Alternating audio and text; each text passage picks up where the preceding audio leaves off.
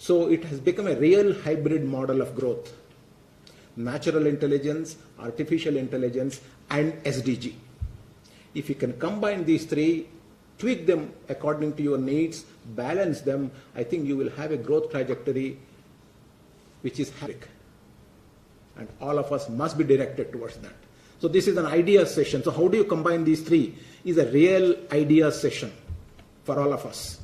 So I would want to again welcome our chief guest for sparing time and hopefully give us enough tricks of the trade so that we can implement these tricks and grow personally as well as at the societal level. Thank you and namaste.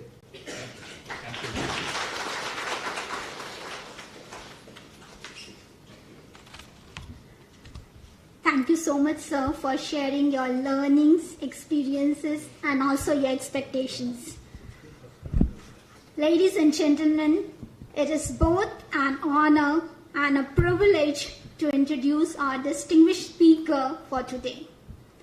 Someone whose name resounds with excellence, leadership, and innovation. Dr. BVR Mohan Reddy Garu is a visionary who firmly placed India on the global engineering, research, and development service map by establishing Cyient, formerly known as Infotech Enterprises, in 1991. Cyient is a global digital engineering and technology solution company. It collaborates with customers to design digital enterprises, build intelligent products and platforms, and solve sustainability challenges. In 1997, he listed the company in NSE and BSE, and in 2023, he listed Cyient DLM, the electronics manufacturing division, in NSE and BSE. As founder, he went on to create the Engineered in India brand, and by October 2023, led Cyient to contribute $7.7 billion in cumulative export from India to several global clients, including Fortune 100 companies. As on October 20, 2023, the Cyient Group is valued around $3 billion in public markets. Dr. Reddy took several leadership positions to promote higher education in the country. He is currently the chairman of the Board of Governors of IIT Hyderabad and IIT Roorkee, and is a member of the Leadership Advisory Board at the University of Michigan College of Engineering, USA, and a member of the Court of Governors of ASCII. Dr. Reddy served as the chairman NASSCOM during 2015 to 16. He served as chairman of CII Southern Region 2008 to 2009 and is the chairman of CII Educational Council from 2020 to 23. Dr. Reddy is the founding director of T-Hub, the largest startup incubation center in the country. Dr. Reddy received India's fourth highest civilian award, the Padma Shri, in 2017 for his contribution to trade and industry.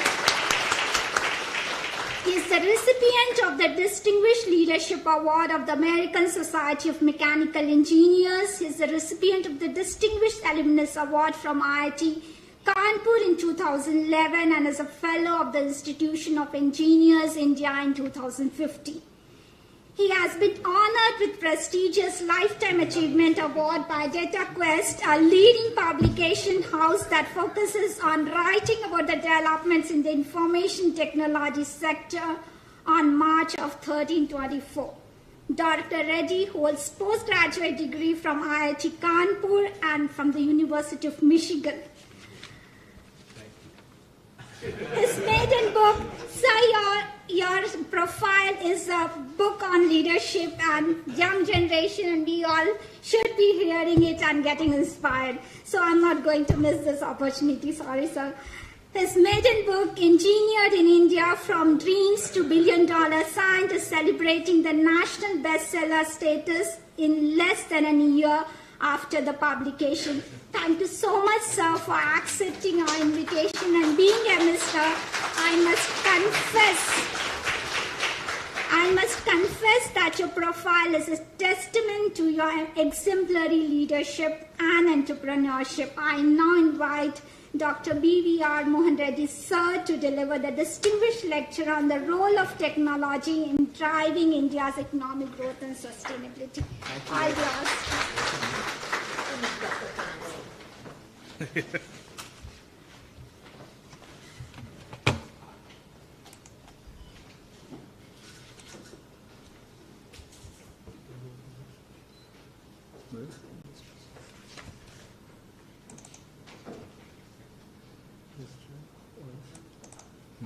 Navigating to you didn't copy it on test. Navigating to.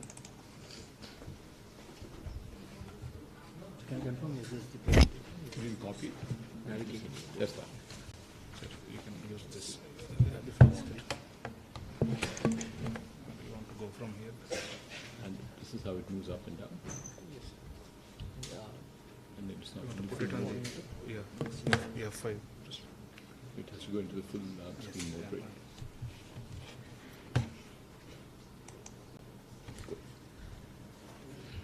you can give it a slide.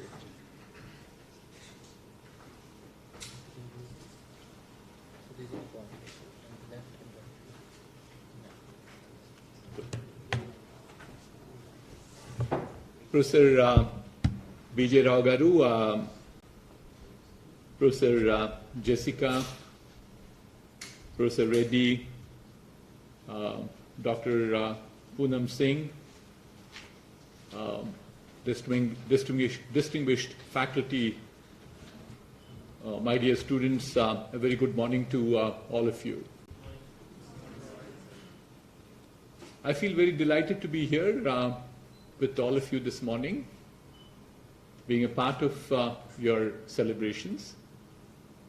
It's amazing that over a period of last 50 years, University of Hyderabad, which is now celebrating its Golden Jubilee, is now ranked amongst the top 10 universities in the country.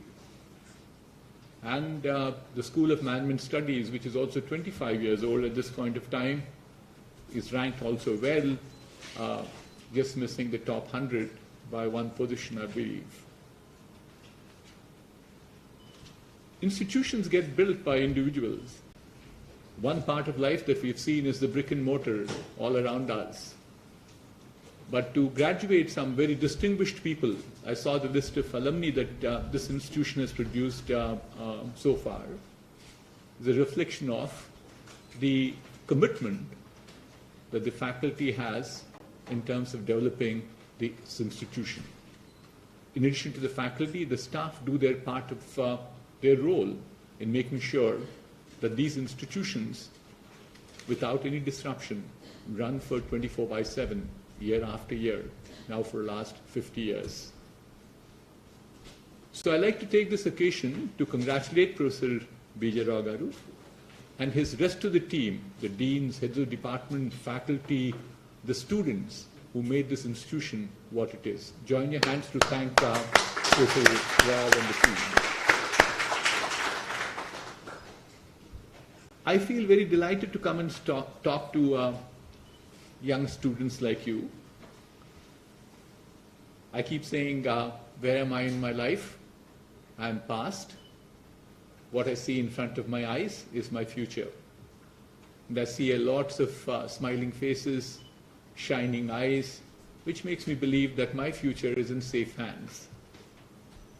But what I come to do is to see if I can inspire you, if I can motivate you in any way in making sure that your life will be different, and as a result of it, you'll bring about a societal change to make all our lives different. My story of last, I should confess, I'm 70 plus years old. So I feel very proud about it. The fact that at 73, I'm still standing on my 2 feet. And I can still be in the gym for an hour and a half in the morning. Lesson 1 to learn. Please keep yourself physically fit. That, I think, is important in life. On the lighter vein, of course, Dr. Poonam Singh, with a great amount of patience, read all my resume. But this resume was in a smaller size 5 years back, was read at another event, and good fortune or bad fortune, I also took my granddaughter with me, 11-year-old. And she also had a friend with her. And the friend was asking, oh my God, your grandfather has done so many things. And she, without blinking an eyelid, says that, oh, he fakes all this stuff. Because he couldn't have done it in one life. so I asked her, did you really mean it? He says, what's the other alternative answer I have for you? I can't say I'm very proud of my grandfather and so on and so forth. So that's how it is. So it's not really so much of a fake as what Pratinya, my granddaughter, said, but I'm very proud about what I did. I spent about 30 plus years, no, sorry, I take that back, 50 years now in the corporate world. But for the last 10 years, my focus has been more of education. So, because I think, corporate world, I've done enough. Dr. Singh was very gracious, kind to tell you what it is. But since you are all from the business school, and also you probably get very excited with numbers, let me tell you the story that I started this company 31 years back in my modest home on my dining table with 4 engineers, with 20 lakhs of my hard-earned savings. Fast forward 30 years thereafter, we now have 18,000 engineers who work for us in 14 different countries across the world. And those 20 lakhs today are valued at 25,000 crores. That's what we created wealth. I'm fairly sure that I'm not going to take this wealth with me. We shared this wealth to the people who created wealth for us. A number of our employees, this 15,000 people, are crorepati's. We feel very proud about it. It's very touching when people come and tell you saying that my son has gone abroad because I work in this company. I celebrated my daughter's wedding because of this company. I built a home because of this company. That's what your life has to be. What you leave behind are these statements and not the money that you make. Moving on, so I decided to talk about harnessing technology. That's where I spend most of my time on building the economic future of this nation. Sorry, I'm not going to get more into sustainability, though it's another topic very dear to me, as rightly pointed out by Professor B.J. Rao Garu, that the SDG goals are critical at this point of time, and especially made a comment about GDP-led growth will certainly have some compromises in terms of the ecosystem. Truly so, I don't disagree at all. But I think we need to do a good balance between both of them. So my story today to all of you will be more in terms of how do we build an economic future for this nation with all of you. So which effectively says, what do you need to do to make sure you participate and certainly ensure that this country becomes as prosperous as what our ambitions are. So let's move on to the first slide. Where is this country at this point of time? Got an amazing story. Last 10 years, this country's GDP grew by 7%, which is astounding. Not many countries in the world have grown to at that pace. And what we are also seeing at this point of time is that from the 10th largest economy in the world, we became the 5th largest economy. We're very close to be there. It's about $3.7, $3.8 trillion economy we are in the normal GDP terms.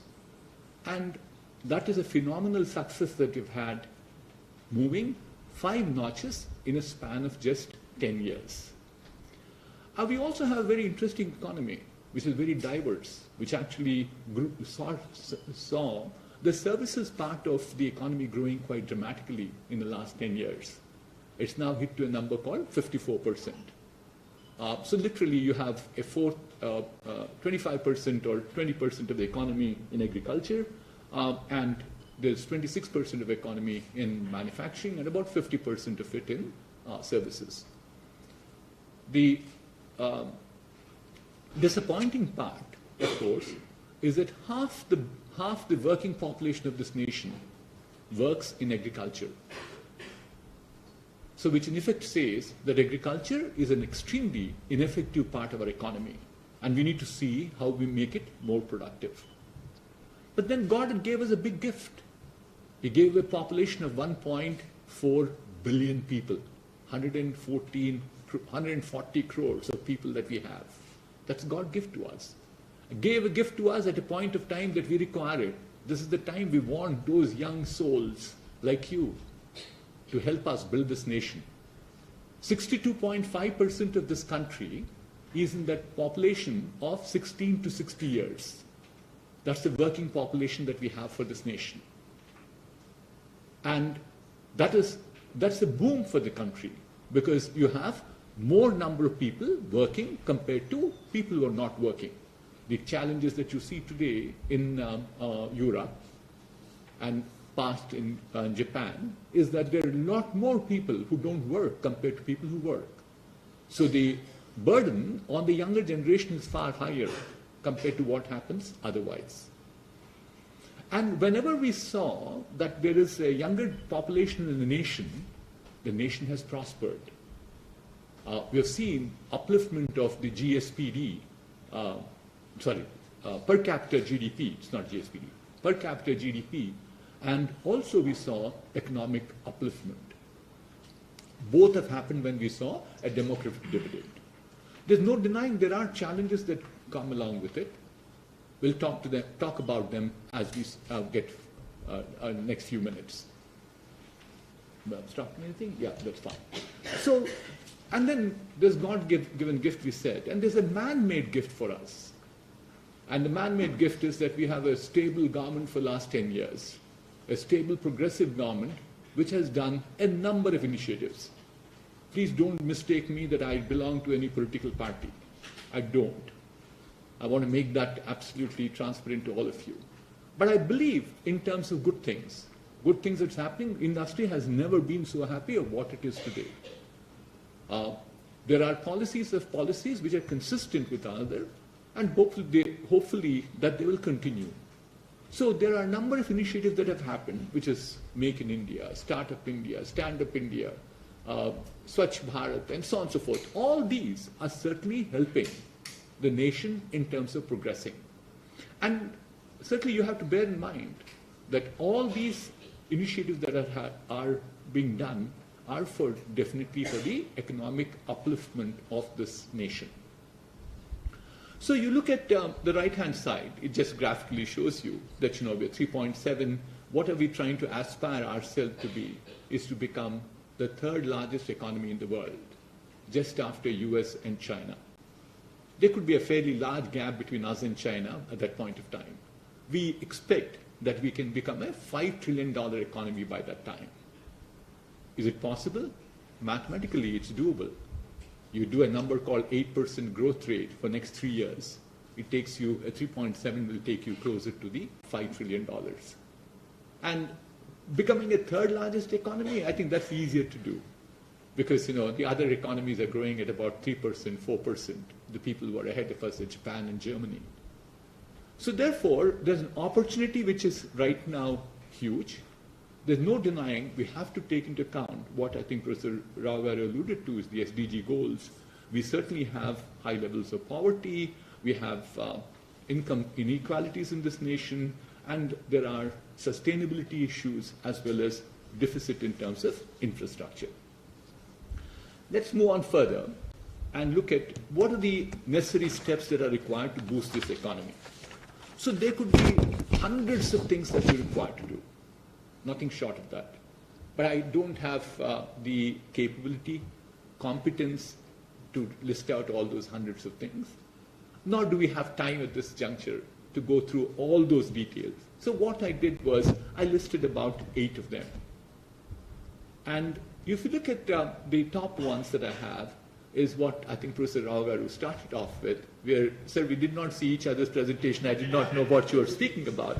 We're so much so on the same plate that is basically, I think, our vision being the same and our goal being the same is what is it? Economic development. We want all of you to prosper. That's both of us have the same objective. And if that's the case, we have to enhance the quality of education, skill development in emerging technologies. We'll come to that in a minute. So there's an opportunity that comes along at this point of time in life, is that we talked about God-sent opportunity, man-made opportunity. But a freak luck that it's again man-made globally for us is that technologies are changing. Technologies are changing at a pace the humankind has never experienced. I'll get to that in a minute. So therefore, what we need to do further, in addition to quality of education, is to focus on R&D. I think again, Professor Rao mentioned about that, is translation. That, or Professor Jessica talked about it, is that we need to translate what we have as knowledge, I think it's Professor Rao, knowledge into what are actually beneficial to the mankind. It's good. Knowledge is outstanding. Knowledge is necessary. Without knowledge, nothing would happen. But can you stop knowledge by saying, I published a lot of papers. My H index has gone up. And, or I say, my citations have gone up. That's not what it is. And I stop my research at TRL 3 or TRL 4. If you want your research to get to benefit the mankind, what you require is there to get to that level of TRL 7 to TRL 8. Piloting has to be done. Prototypes have to be done in order to make sure that we all get prospered. So R&D is the second one. And the third one that I'm talking about is intervention, is that there is enormous amount of need in terms of diverse industries using technologies. We need industry to grow. So therefore, it's not new industries to come, the small and medium enterprises to grow. And the other one, which I'll also come to as an intervention as we go forward, is promotion of entrepreneurship. That becomes a critical element. We talked about the advantage that comes of demographic dividend, younger population. I didn't talk about the challenge that comes along with it. The challenge that comes along with it is every month in India, we put 1 million people in streets of India to get jobs. So you look at the requirement that you have, 1 million jobs every month, 10 million jobs approximately every year. And this demographic dividend will be there for at least 10 more years, if not longer. So 100 million jobs have to be created. And our belief is there's enough of studies that's been done. Net new jobs are always created by small and medium enterprises, 60% of net new jobs, and not by existing large companies. So therefore, there's a need for entrepreneurship. And we've also seen tremendous amount of benefits coming from digital transformation. We still have challenges to saying that, is it complete? Is it inclusive? We have seen some of those challenges. I've experienced some of the challenges. Is it completely exclusive? There may be a digital infrastructure, but do everybody in this country have devices to use the digital infrastructure? Are they enough literate to definitely use them? Only then will we be in a position to harness the digital infrastructure that got created. So therefore, we need to invest more in infrastructure. We need to improve on ease of doing business. I don't want to get into those in detail. And we also need to have a sustainable development plan, which was referred to earlier. So therefore, all this can happen, all these interventions to boost this economy. I'll only focus myself on the top 4 at this point of time in the next few slides. But this requires a concentrated effort that has to go between the government, the businesses, which is trade and industry, the education institutions, and therefore, what we need to drive this nation is, what's the biggest asset we have? Is people. And the people, if they get well educated, they become knowledgeable. So this country has to become a knowledge economy. People have to look up to India saying that if you have a technology challenge, a challenge which is to do anything with science, it has to be, India has to be the destination. That's what I mean by saying we need to drive this nation to become a knowledge economy. So therefore we said technology is one of the other gifts that we got to mankind. And certainly what has happened is that the technology does a number of revolutions. I think Professor Jessica talked about the steam engine. She said that made a lot of difference to our lives. But she also said, that made people work for long hours. I might like to have a small difference with you, madam. Apologies to you. The harder people work, my belief in life is they become smarter. They don't get tired. they learn more. So my message to my young friends again is that work as hard as you can. You'll only become smarter. You won't get tired. You don't get older. It might gray your hair. That's okay. It doesn't matter to me.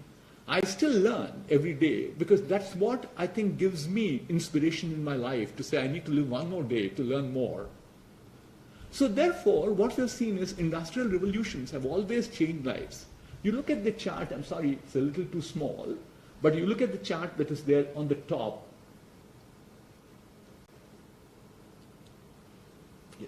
This one here. So this starts with 1,000 years BC, coming all the way to 2000 AD. And you look at this curve that's here on the bottom, it's absolutely flat till about 1800. That's when the Industrial Revolution happened. What is on the y-axis for me is the GDP. So GDP across the world was absolutely flat till the Industrial Revolutions happened. Then came the Industrial Revolutions that happened one after the other, and there was 3 of them, or 4 of them, or we don't know now, n number of them is what we keep joking around. Because in the past, when the Industrial Revolution happened, the first one with mechanization, or along with that was steam, or the second one with electricity and automobiles, or the third one with information computers, technologies associated with them. All of them took a fairly long periods of time. That's how we said it's a revolution that happened. They were discretely different. We could say that there was a gap in between each one of them.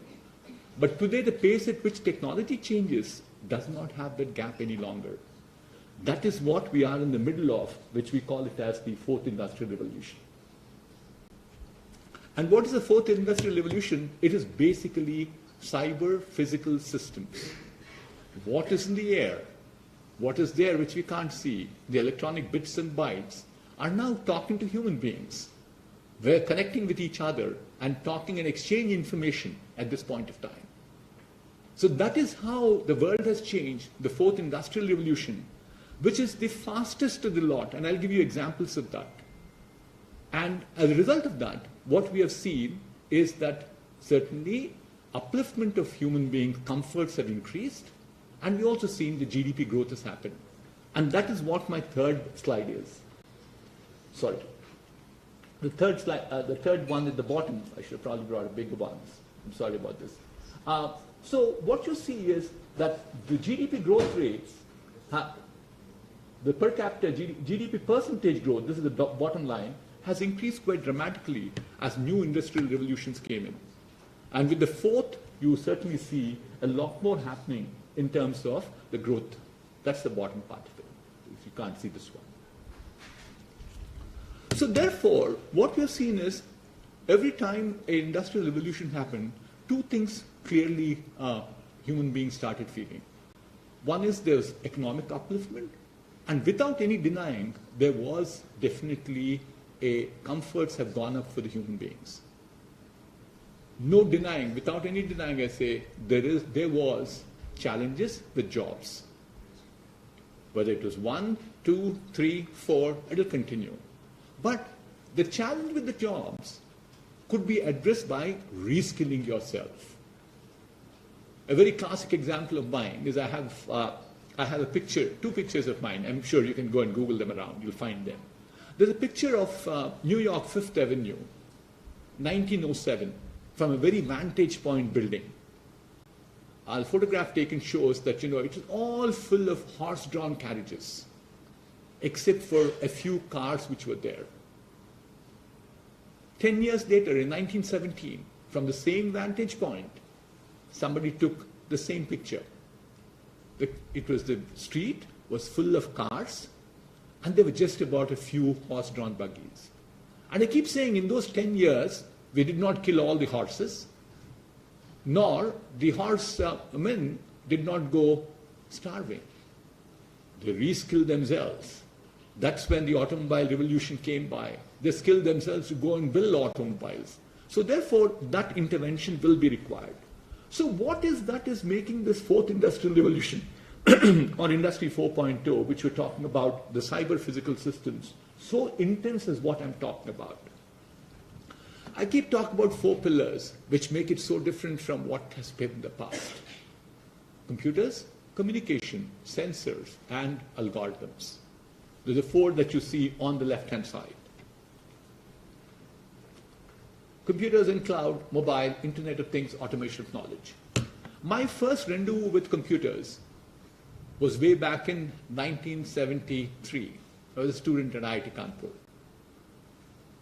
Except for a few people in the front, I'm sure none of you were born. I can challenge that. And there were 4,000 students on the campus. Excitement in life because computers, for the first time we are hearing. So some form or other, everybody wanted to be in the computer center. Go and use the computers. 4,000 students. And that was the best computer center in the country for any education institution. Even it was one notch above IISc those days. IISc could have overtaken now IIT Kanpur. And what are the computers? We had an IBM 7044, we have an IBM 1620 and IBM 1401, 3 of them. How big were they? They were taking a room of this size, just the computers. More interestingly, in front of the computer center used to be a water fountain. And the water used to be dancing all the time. That used to be very fascinating to me, more than the computers to start with. What a marvel of an architecture I used to think about, till I realized that this water fountain actually was cooling the computers. That's the amount of water that was required. And now, what is the power of the computer that was there inside? It is less than what you or I have with me as an individual. And some of you I know have 2 of them. So how many of you have 2 cell phones? Put your hand up, please. Look at that. I think some more people have become smart. So person Rao also has 2 of them. So this is what is. So therefore you had twice the power of what you have twice the power of what IIT Kanpur had at one point of time.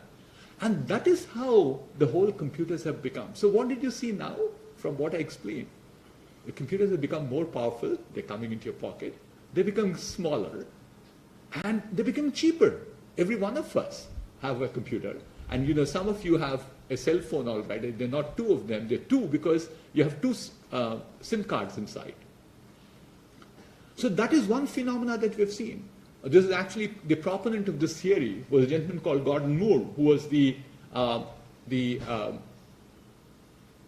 of Intel Corporation. Moore's Law, it's called. And what did Gordon Moore say? He said every 18 months the computers will become smaller, cheaper, and faster.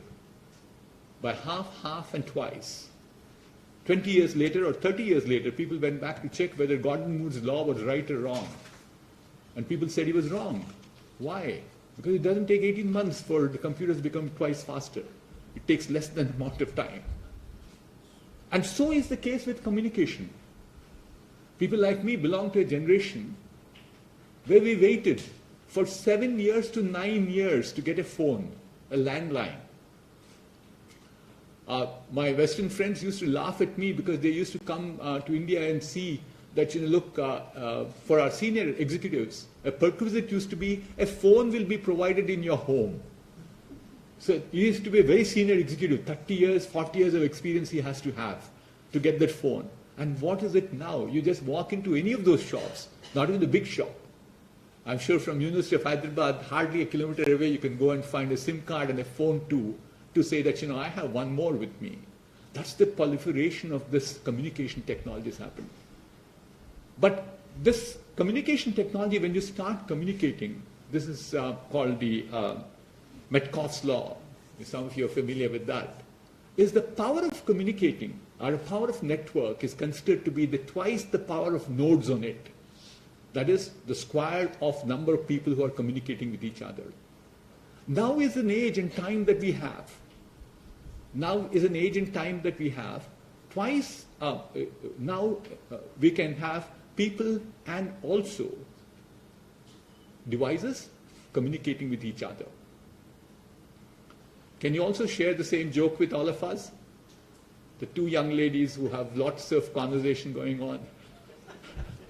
Why don't you share with us? What are you talking about? Brave enough, stand up. Not brave enough, then stop talking. Thank you. So therefore, now come back to the communication capabilities that we have. The communication capabilities is power. The power of the communication is square of the number of nodes that are there. And so what are the number of nodes that are there between people and devices? Can somebody take a guess at it? You can put up your hand. I'll allow you. Maybe the young ladies. You know how many nodes are there in the world right now communicating with each other? People and devices. 1, 2, 10, 20 billion, 10 billion, 20 billion. In 2020, the number was 20 billion. There are 5 billion people and 15 billion devices. I can communicate with my car. My mails are there in the car. My phone is already answering without my intervention my emails. That's how technology has come by. That's how the communication technology goes in. I should be very careful with my time. I get a little carried away. So let me move on further. The third one is about these sensors. These were ugly-looking devices, which are huge in size, very expensive. And what were they doing? They were just about getting to what human beings can do. What they're doing now, they can do it better than the human beings. God gave us those 5 senses. Our ability to see, our ability to hear, our ability to smell, taste, and feel. All these 5 senses, the sensors at this point of time, are doing equally better than as good as human beings. And these are putting oceans of data thereafter.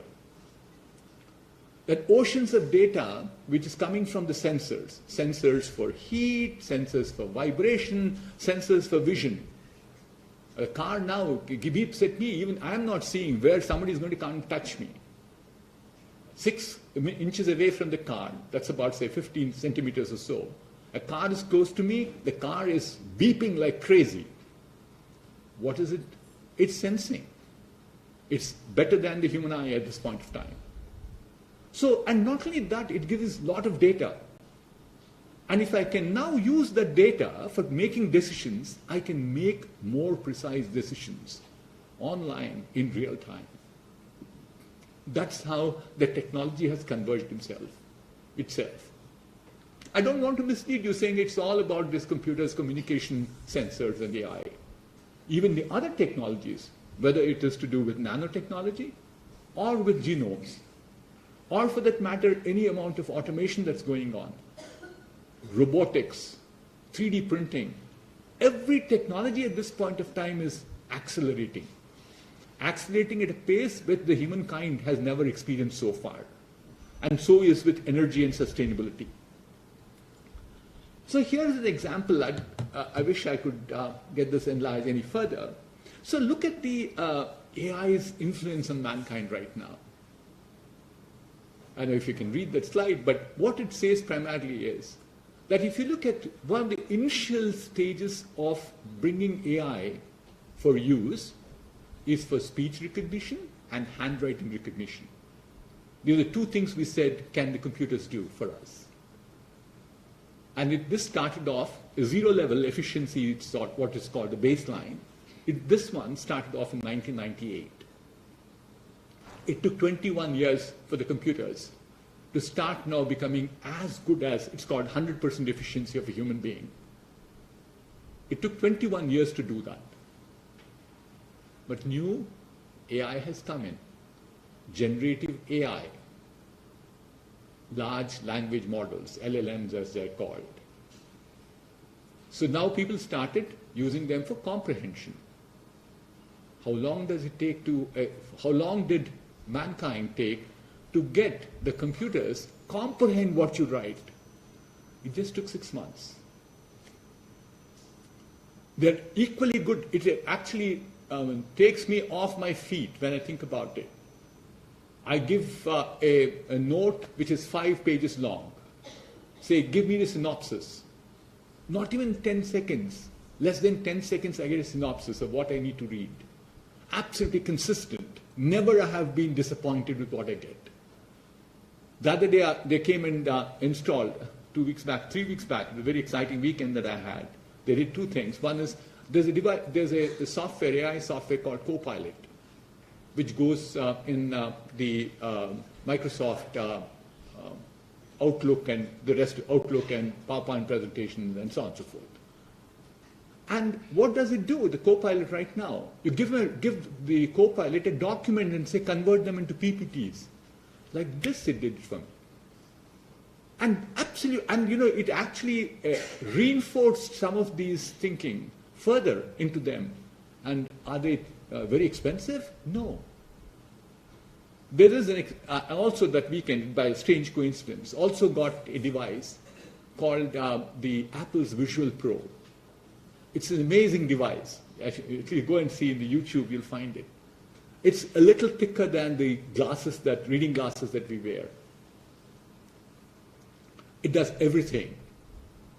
You can do your emails, you can do your PPTs, you can, of course, watch movies. And the way in which that frame has been done, the speakers actually come and hit your ears. Your neighbor does not hear what you're hearing, but you hear what exactly is done. It's an expensive gadget. And the best thing that I liked is that the movies that you watch, it looks like, it's more like a 10 feet by 8 feet screen. That's how technology is progressing.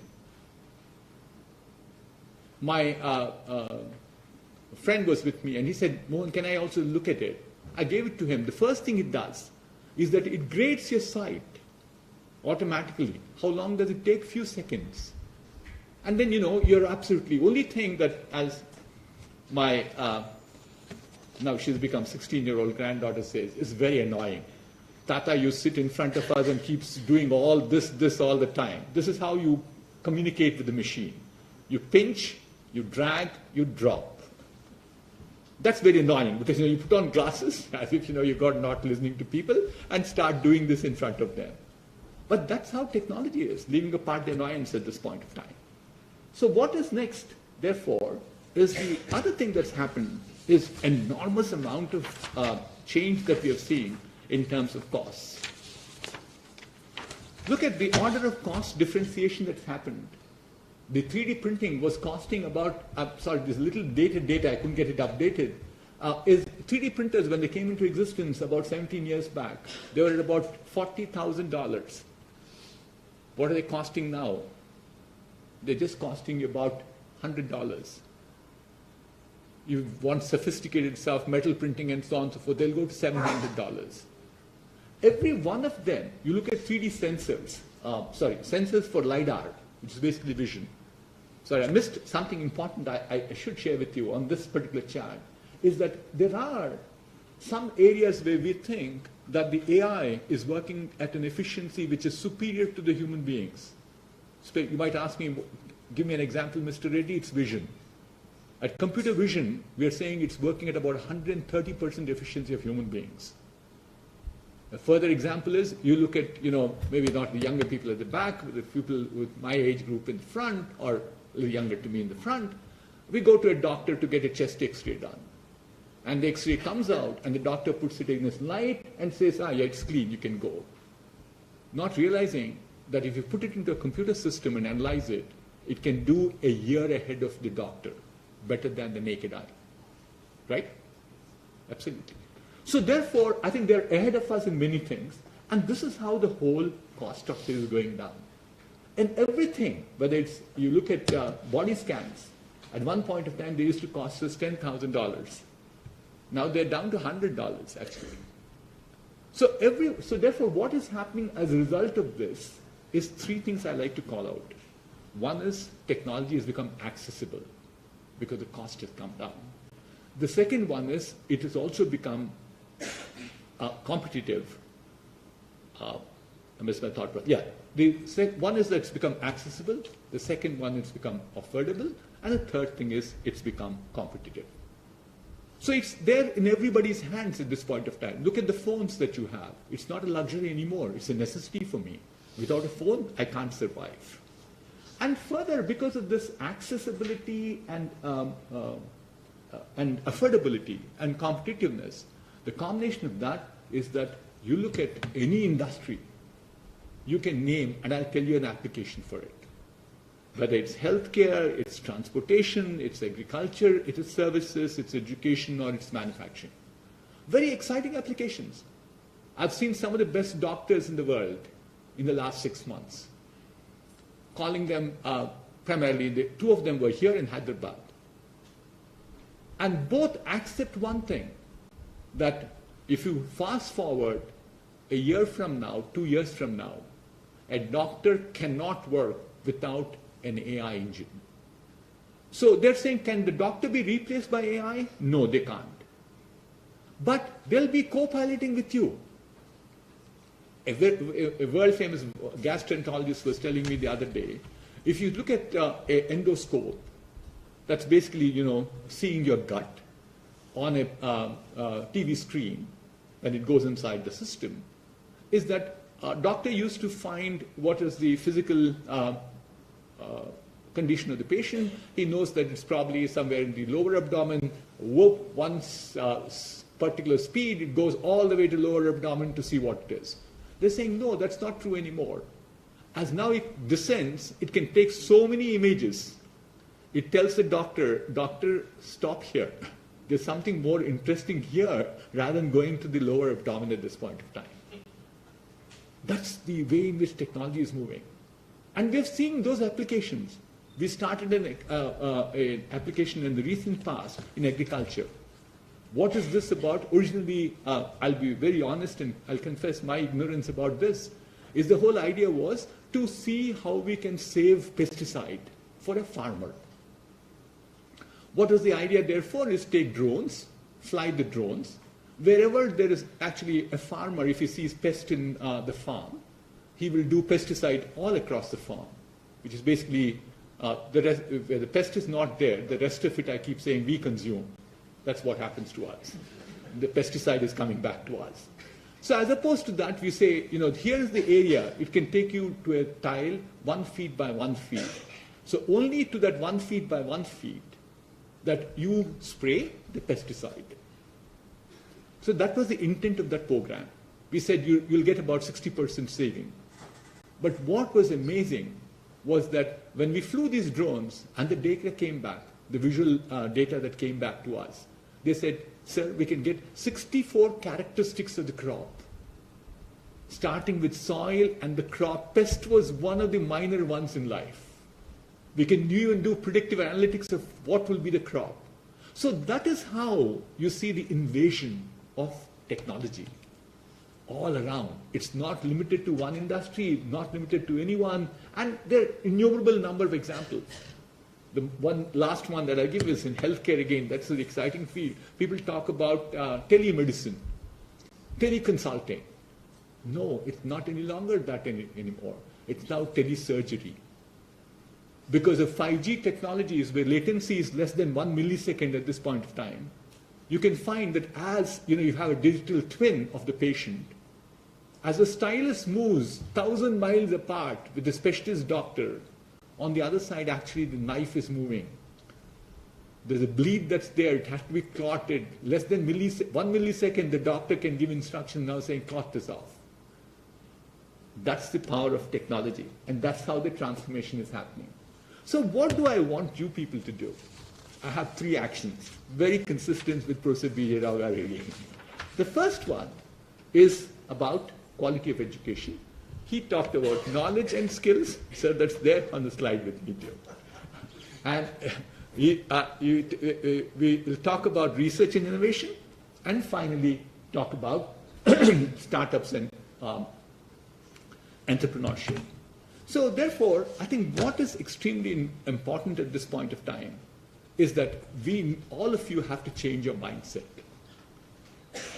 Professor Rao said, so knowledge, we talked about the past, before pre-independence era, knowledge was very important. People pushed us with knowledge, not looking at application.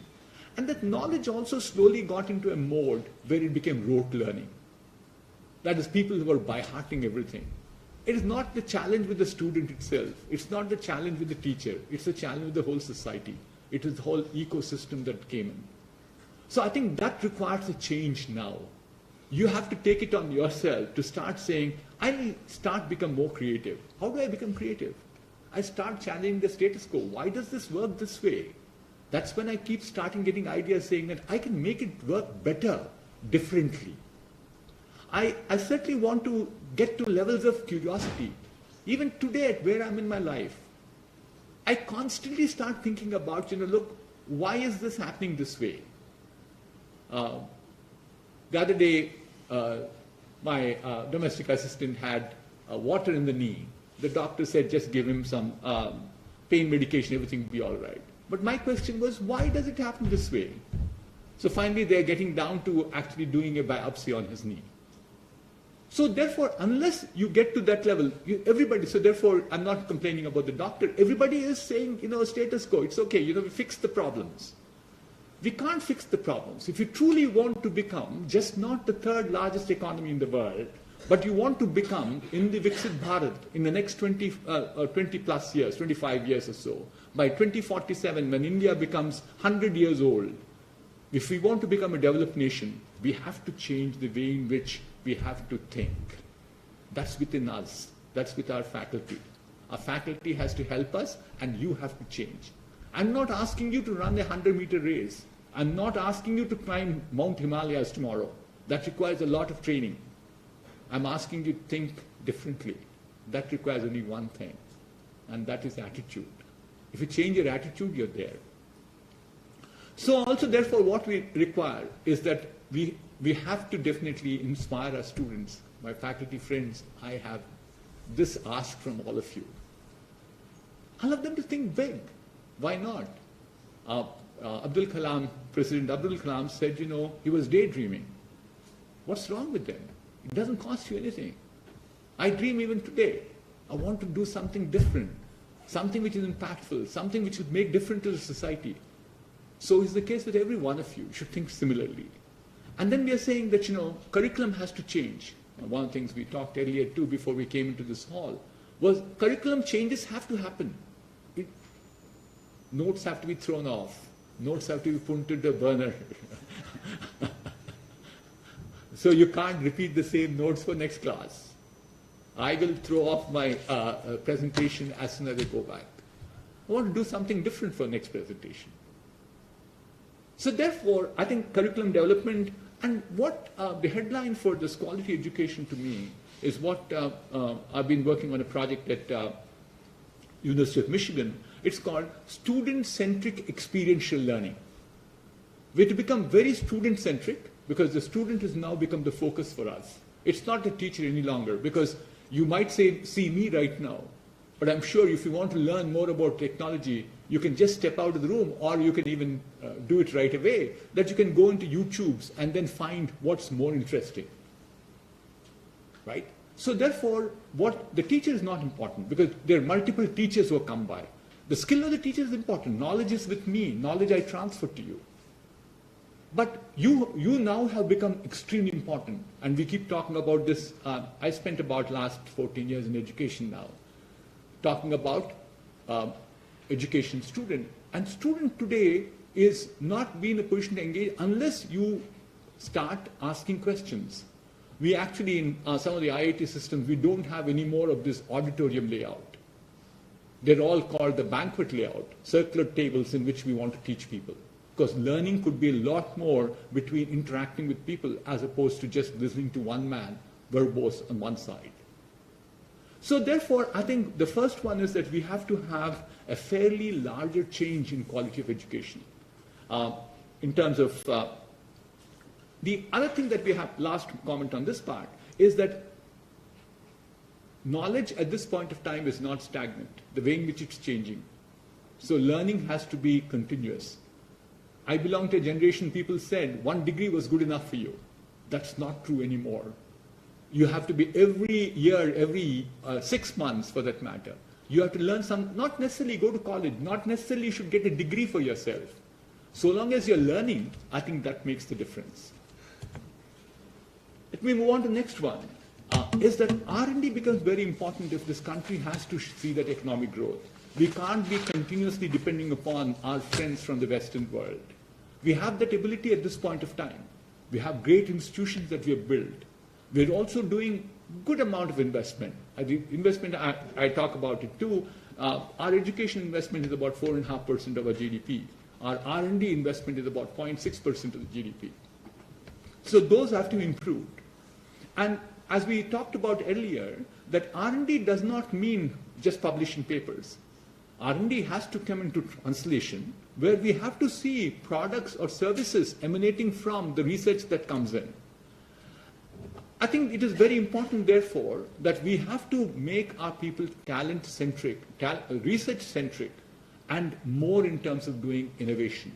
Innovation, as I started off, was challenging the status quo, be persistent with the ideas, take those risks in life, work in teams, and that's when you will see more amount of outcomes from what we are researching at this point of time. We talked about holistic education. I think here is an opportunity for you to do that. That is, don't get very focused towards what is exactly your specialization. All the 125 credits need not be in that area. Even if the university insists 125 have to be done, okay, we'll do it. I'm not saying revolt against it. But make sure that you learn a lot more. Life is all about learning. 125 is just one tick mark to me to get the degree. They won't award the degree otherwise. They'll change. But more important to you is learn something more, whether it is music, whether it is sports, or it is to do with literature, or it's geopolitics, why not? That's when you start getting a comprehensive view of the whole world to participate in this big movement that's there in terms of economic development. My last slide for today is what's more dear to me, is all about startups. I believe that this is very critical for this nation in several ways. I talked about employment generation. The second one is economic upliftment. A third one is we have also seen startups which do a lot more innovation. It comes from somebody who employs 18,000 people. We become fat. We become slow. We push ourselves hard. Not that I'm saying it's an inefficient company. If we're an inefficient company, we would not have had a market cap of about $3 billion at this point of time. We struggle, but not all people struggle. What we have seen is without this struggle, the startups are a lot more agile. They're a lot more nimble-footed. They try out their ability to take risks are much larger. So therefore, startups certainly help the nation, just not in terms of one area of economic upliftment or foreign exchange earning, but in making sure that you have an innovative world. And therefore, what we need to do is, earlier I heard from your faculty that it is entrepreneurship, for instance, has become integral part of the course. But I push very hard saying that, why don't we make it minor in entrepreneurship? We've now got that in the whole of the IIT system. Undergrad program in engineering has a minor in entrepreneurship. Please try out those ideas. Nothing is lost. I urge every one of you to think about being entrepreneurs, including our faculty. Because yesterday I was talking to a friend of mine from University of Florida, and he was saying 90% of the faculty have now a startup going on. Because what is the strength that the faculty have? Knowledge. That's there with them. So translate that knowledge for the benefit of others. You can get, people all think, oh no, startups is all about making money. Not necessarily true. You could be, entrepreneurial spirit to me is just not starting business. It's all about thinking differently, thinking new, having impatience, making sure that you want to achieve something different from what you've achieved so far. So therefore, I think I urge the faculty and Honorable Vice Chancellor Garu saying that we need to give a lot more spurt to the entrepreneurship. So 3 things I had to ask from you. A, B, C, I call them. A is we need to definitely improve what we have as a knowledge and the skills associated with us. The second one is that we need to focus more on R&D, and all of you should get that entrepreneurial spirit, even if a few of you become only entrepreneurs thereafter.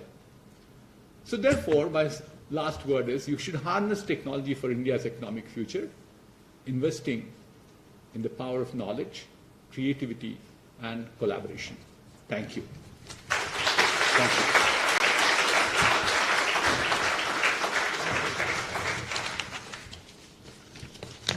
So I did plan in such a way that I'll probably take a few questions from you. If you have any questions, already their heads have gone up. Yeah, please go ahead. The young man from.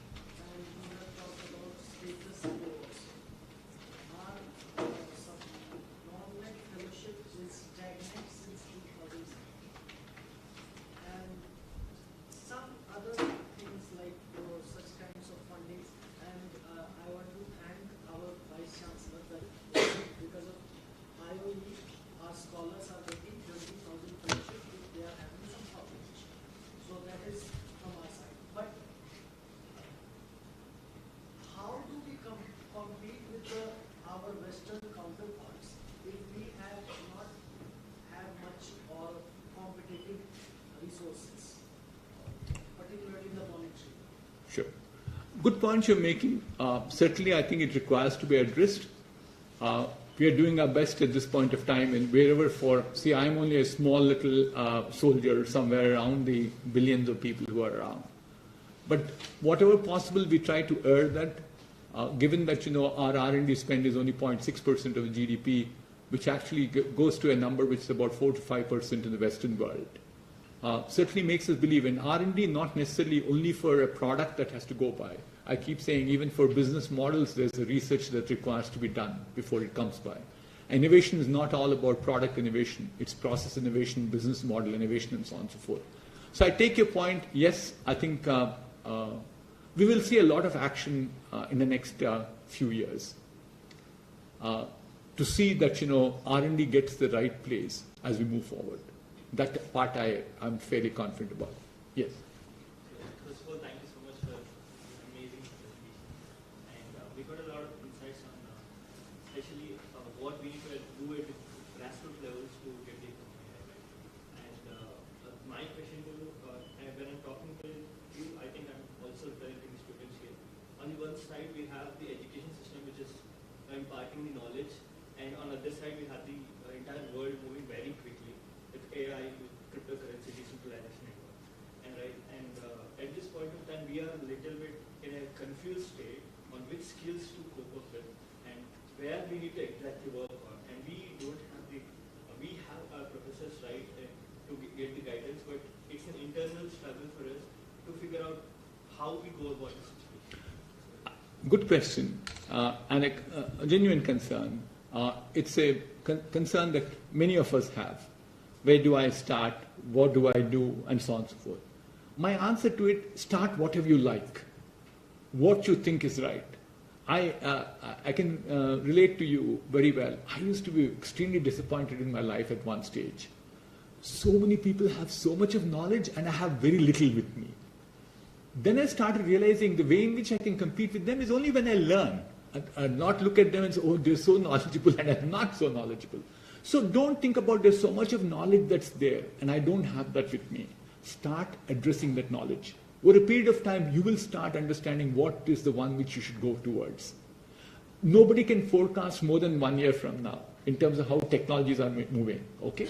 So therefore, what you do is what you like. Don't do it blindly. What you like. And that liking has to come from your heart. So what your mind says, that look, this is what you need to do. Please go and do it.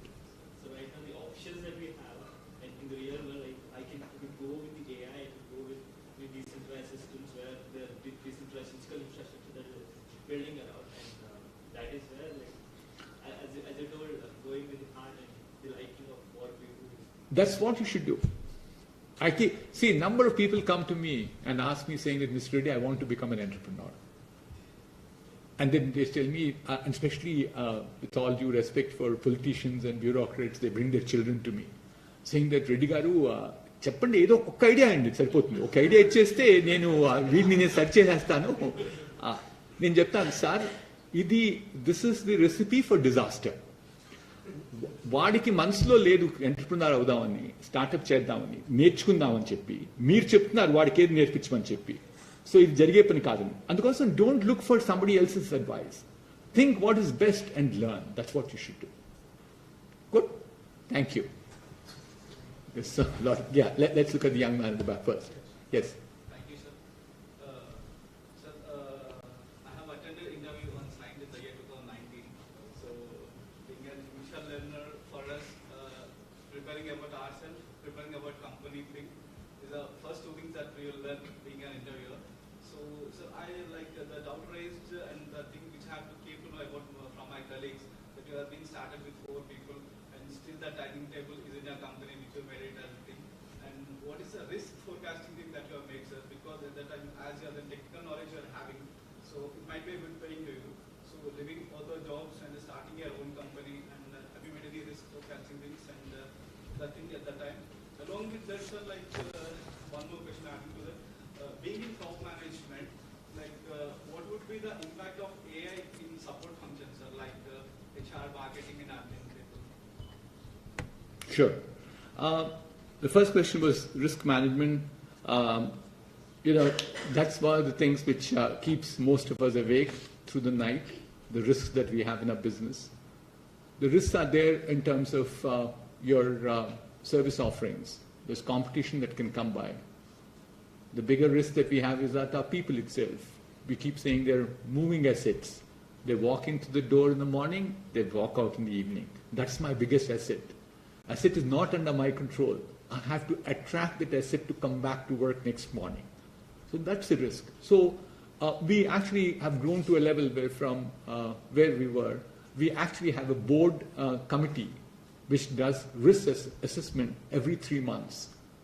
The risk committee that goes by. And one of the bigger ones that we are currently grappling with is cybersecurity risks.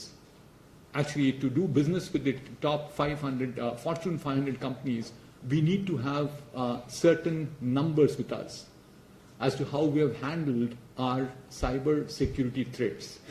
Even today, there are 1,500 on an average attacks on our website. And the closer we get to our financials on a quarter, the attacks become larger. And so therefore, risk is a part of life.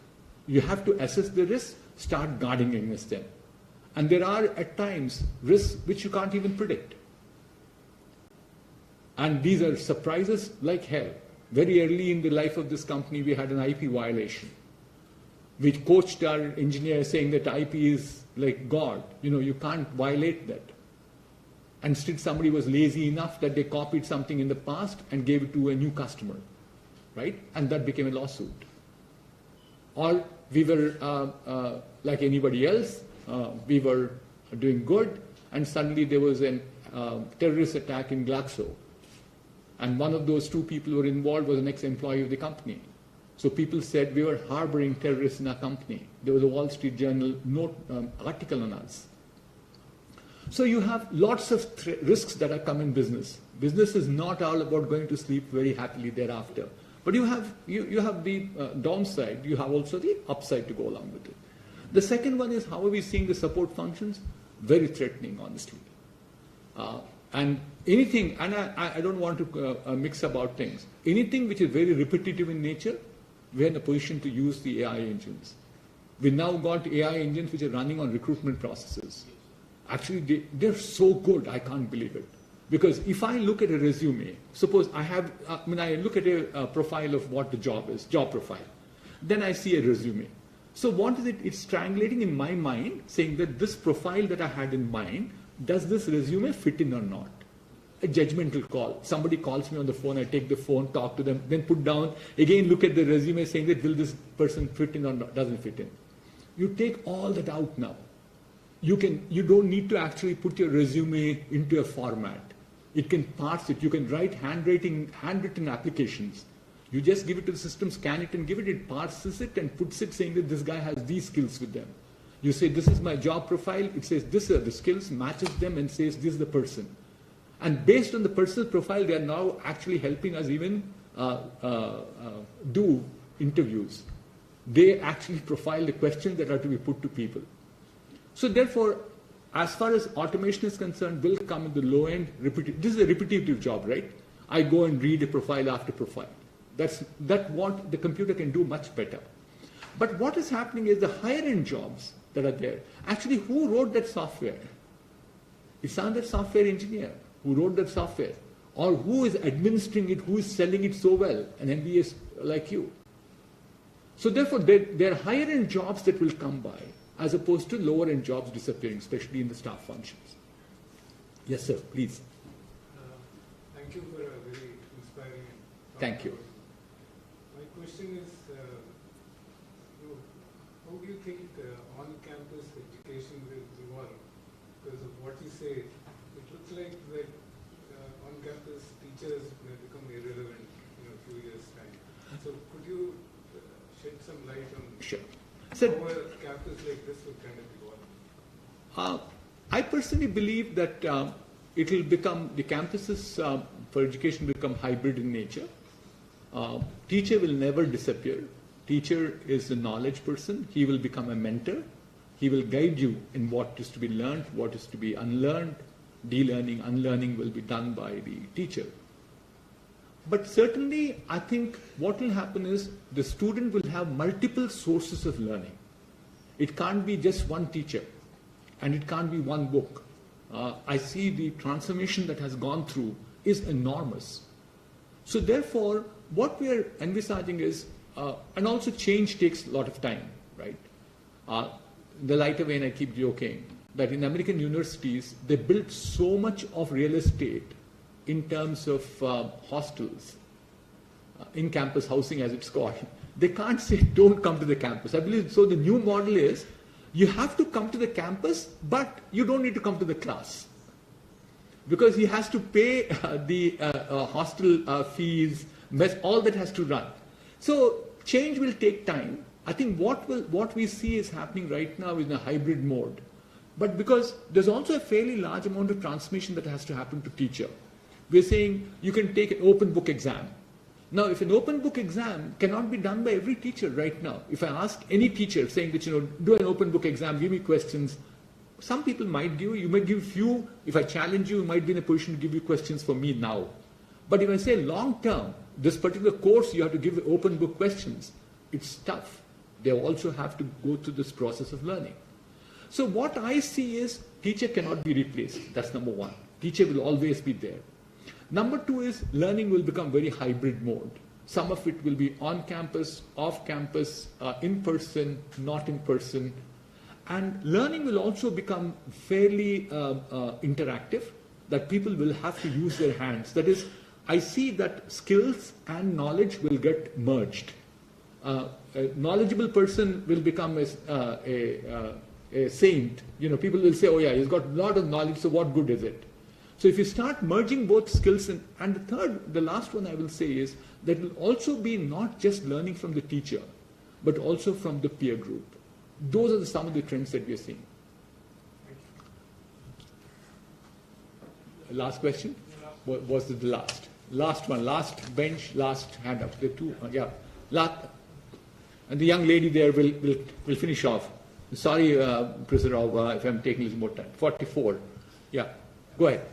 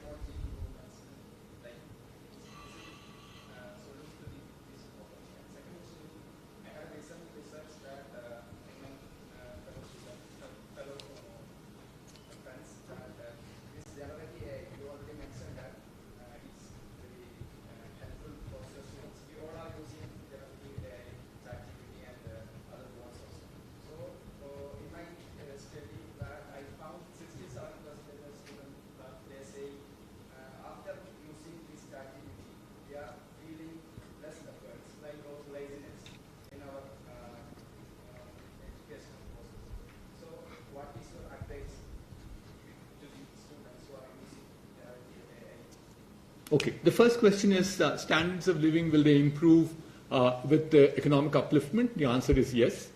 The good example that I have is that today in India, the patient-doctor ratio is 1 to 10,000. You have for every 10,000 people, there's just one doctor. And the doctor has the same 24 hours. But look at some of the efficiencies that we are building into the systems with technology. The doctor can see a lot more patients in that 24 hours that he has or she has compared to what they have done. So therefore, certainly in terms of living standards, the accessibility of a doctor, accessibility of medication, all that will improve dramatically to people. And we also talked about, the way in which the costs are coming down. So affordability will go up, accessibility will improve. All that is one part. The second one is, yes, ChatGPT at this point of time makes life easy. But I think as we are in a sort of a transformation mode at this point of time. You're not still seeing the best of ChatGPT coming out from our professors too. They will challenge your knowledge in such a way that you have to think through yourself. ChatGPT will come to a certain level. It will help you. It will make you a little more efficient. Especially, and somebody says, Mr. Reddy, you did ABCD or you received this award on such and such a day. The way, ChatGPT, you run the Copilot on Microsoft and that's all done. So therefore, don't ever think that it's going to be lessening your knowledge. If you want to stay back and the lady up here, the last but one, and then the last question to the end. Thank you, sir, for this enlightening session. So, me as a student, I would like to ask that what skill sets the industry require from us to get so that we can be a part of it? Okay, the answer is fairly simple. There's nothing called a stagnant, stationary skills that we require from you. Because the skills will change from time to time. I belong to an age and time when we used to write programs in a language called autocoder. You might not, none of you could have even heard about what autocoder is. But now the pace at which the Pythons are going, or R is going, or R++ is going at this point of time, they're different skills. So what as an employer that I always look for, and that's something very important, your learning ability. Because I don't want to, which means that, I have, you're ready with some skills, you're ready made for the job that I have. But I know for sure that's not what my ultimate objective is. I have to sustain my business for longer periods of time. If I have to sustain, therefore, what the large companies were looking for. I've done this research myself. We went and interviewed some of the personal managers. And they're all trying to say right now, it is not, whether R or R++ as a programmer at this point of time. What you're required to know is, what is the basics of how computer programming is done? How is a computer architecture done? Did I answer you? Last question. Somebody to the right flank, yes.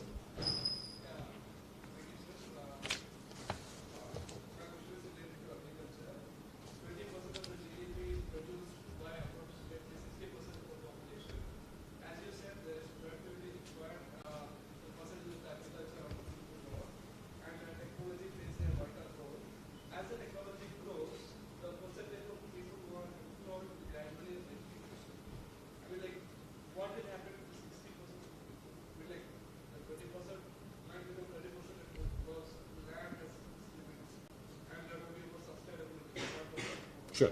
So 30% is what, 50 million, 50 crore people. So what will happen to that part? They'll all get gainfully employed with the other businesses that go by, whether it is industry or trade or any other factors, which is not just necessarily agriculture. So we do reckon with these numbers because people have to come into non-organized sector into an organized sector. That's another huge thing that's happening.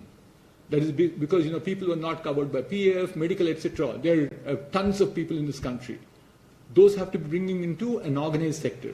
The second one is the agricultural workers who now don't have jobs because of automation that's coming. We're already seeing that happening in some pockets of India. So they have to be skilled. Without skilling, they can never come into the mainstream. And today, if you look at, honestly, the industry situation, that we actually have a lot of jobs which are not being in a position to fill them because we don't have skilled people. The freshers do not have those skills at this point of time. So it's not a very simple equation. It's a fairly large process that has to go through, and lots of time-consuming process. It's not tomorrow we don't have 30% of agricultural labor coming into the workforce. Over a period of time, it will happen. And I think there are strategies in place to see how the economy upliftment will happen. That is, industry, services, businesses, manufacturing, for instance, will all go up to ensure that we absorb them. I know you're not convinced about my answer, but that's the right answer, I thought. Thank you. Thank you again for inviting me today. I enjoyed being with you. Thank you very much.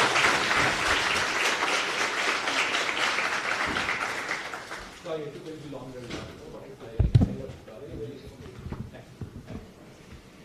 Can I request all the dignitaries to please join on the dais, please? Thank you so much, sir, for the exceptional, thought-provoking delivery.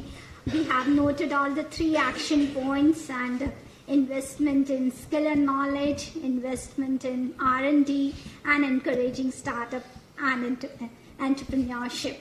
And yes, dear students, it's the faculty who has been urged to make you dream big. So thank you so much, and we are truly indebted to you for your presence and for your time.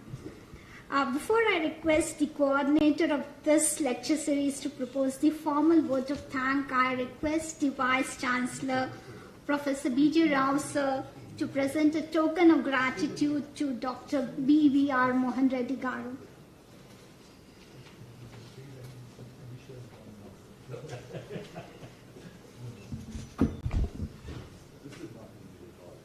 I enjoyed myself being here. I'm honored to come and speak to all your students. This is an interesting old time. I'm happy to know that you. Thank you.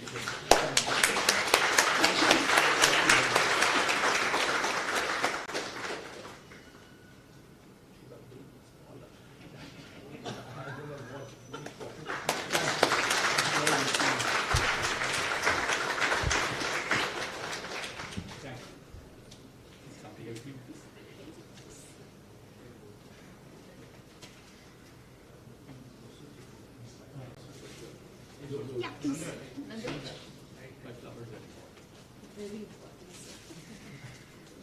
I now request Professor Irala Lokananda Reddy, the coordinator of this lecture series, to propose the formal vote of thanks.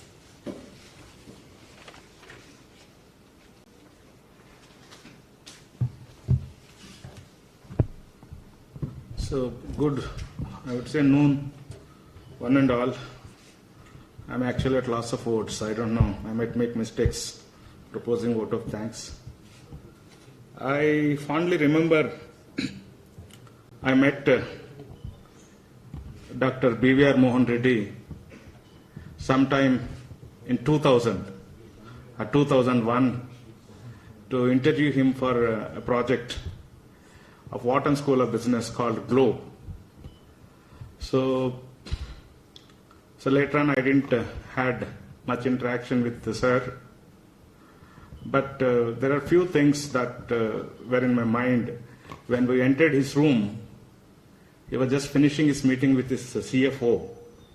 I still remember that meeting, how clear he was in asking his CFO how the share was doing. And I'm really happy today we note it's valued at $3 billion. Following that, when we have invited sir for this lecture, I was preparing the brochure. I downloaded one photo from internet, made a brochure and sent it to his office. Then Miss Suma from his office sent the other photo. She said, replace that photo. He was quite young in that photo. She said, you replace this photo with this photo. Then I thought he has grown 23 more years or 24 more years. But today I realize he has become 25 times smarter than what I've seen him. I started jotting down so many points. I had an ambitious agenda of summarizing it, but I doubt even Copilot will find it difficult to summarize it, each and every point. is taken like that. The summary is not possible. So on behalf of the University School of Management Studies, we profusely thank you, sir, for having accepted our invitation. It was a feast. We're all delighted to be here today to learn so many things, like Dr. Poonam Singh said. So hopefully we'll take the agenda forward. I also thank our Vice Chancellor, Professor B.J. Rao, who always sets the stage right, sometimes to the speaker also few points. It was such a coincidence. Not only today, sir, in most of our meetings, there is an overlap. What Professor B.J. Rao speaks and what the speaker has on his slides.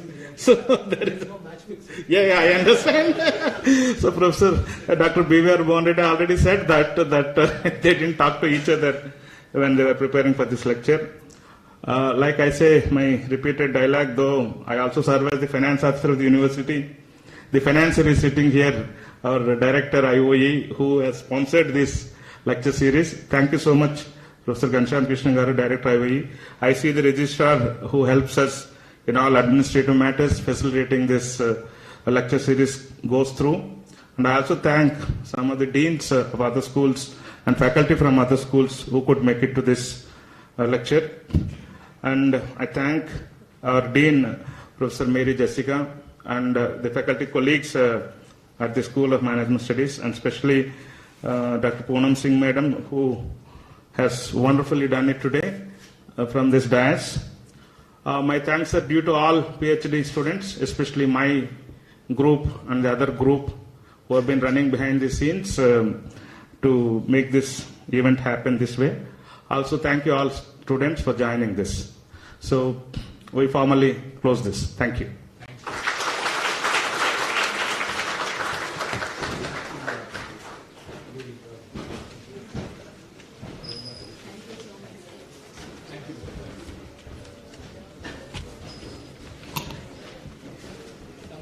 Request everyone to please join us for high tea.